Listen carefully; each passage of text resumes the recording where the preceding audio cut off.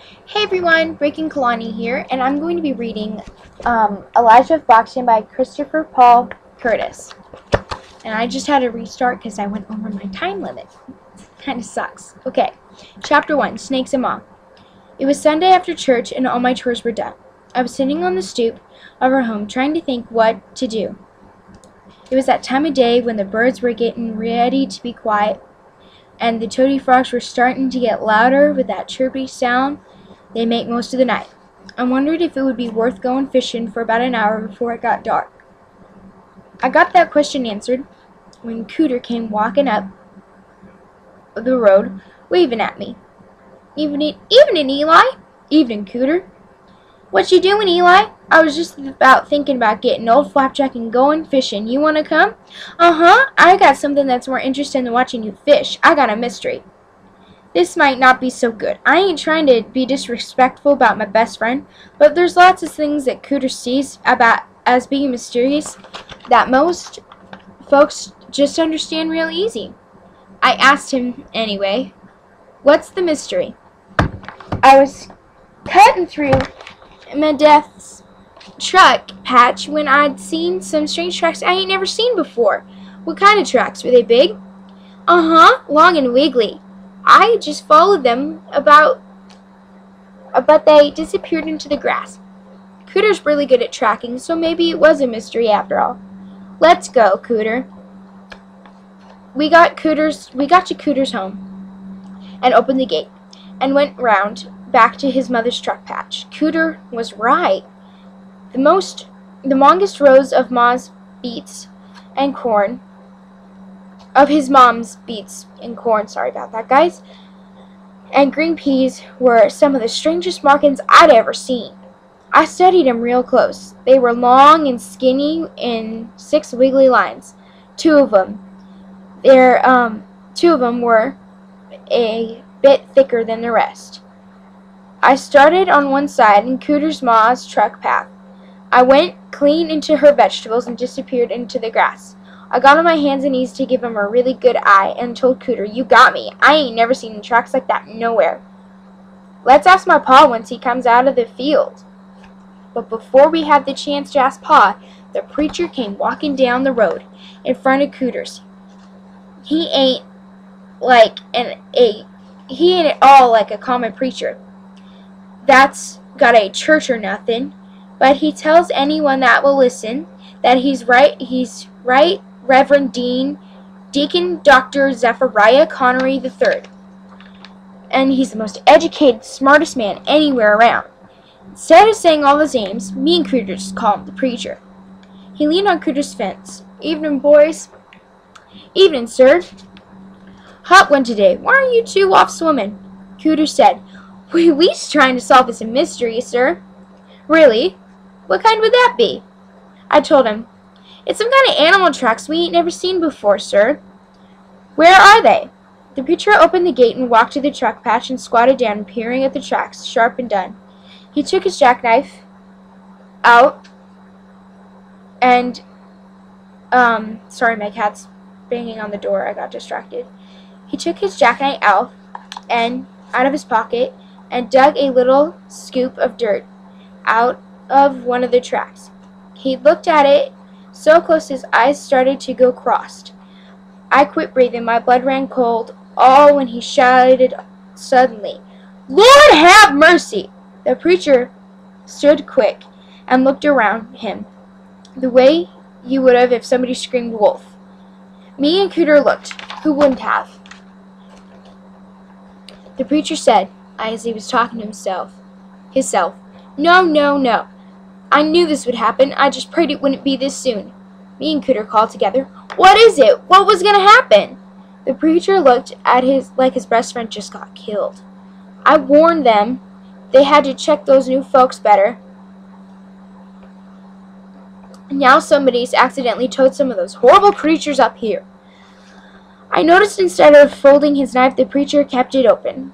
Then, worst, he held the knife as if he was fixing to stab something. I said, "What's he gonna tote up here, sir?" "Hoop snakes," he said, in a low, hissing way that you would never that told you whatever kind of snake it was, you didn't want to run up on one. Cooter's eyes scanned right and left. What? What's a hoop snake, sir? Being a kind of snake, that was enough for me to start getting nervous. But the preacher made matters a whole lot worse when he said, I suppose I have to tell you, I don't want this to go any further than the three of us. He used his boot to rub out most of the tracks out of the dirt. I said, Please, sir, tell us what you mean. The preacher started, but looked at me. Direct. Oh, never looked at me direct. He was too busy eyeing the road and the woods, down where the vile breed of snake called a hoop snake. Sorry, I keep getting distracted. Not only can it outrun a racehorse, but it's been known to kill a fully grown bear with just one bite. The preacher went on. They look like near any other snake, except for one thing. What? They have a habit of sticking their tails into their mouths and biting themselves. That don't make no sense.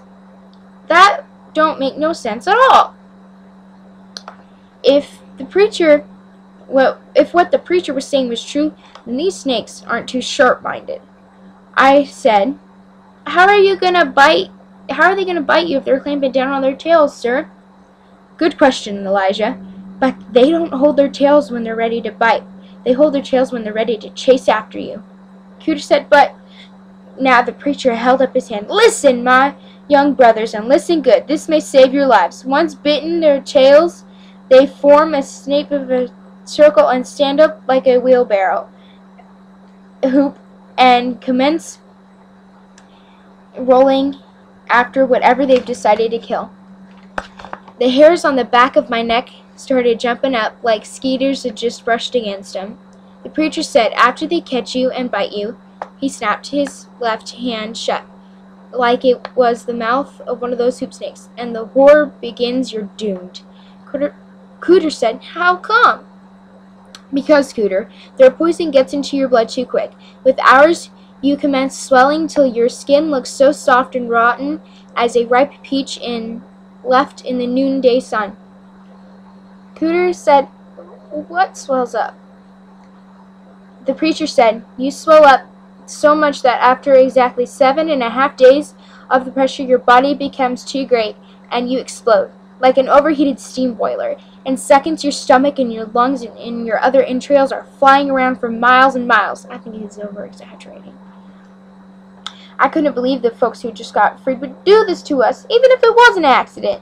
The preacher warned through. Worse, the swelling affects you, everything but your head, so you're forced to watch the whole tragedy unwind right in front of your eyes. Cooter edged close to me and choked out, Well, sir, at least you die quick, and you don't have to go through so much suffering. No such luck, Cooter. The preacher held up 2 fingers. 2 weeks. It's 14 endless days after your explosion before you pass on. But it's no pleasant death either. You finally die from starvation. Cooter said, Starvation? How come you don't eat anything, sir? Because, Cooter, no matter how much food you swallow, it simply falls through the hole and your internal organs where your internal organs used to be, it drops to the ground right in front of you. The preacher stared hard in the direction the tracks were headed. Those tracks were fresh. Looks like a mama and papa and a slew of babies, which, God bless us all, means we're too late. We already started breeding. They've already started breeding. From the way those tracks were going, I'd say they were hungry. They started to hoop up like a snake hunting party. The preacher threw down his knife into the ground where the tracks used to be and put up his hands on a fancy holster and a mystery pistol he always totes. Boys, he whispered, I need both of you to swear on your mother's lives that if I'm ever bitten by one of these beasts, you'll take this pistol and put a bullet in my brain. I'd rather die than be shot dead than face such a horrible prolonged death. Raise your hands. I need you both to promise that you'll blow my head right off my shoulders.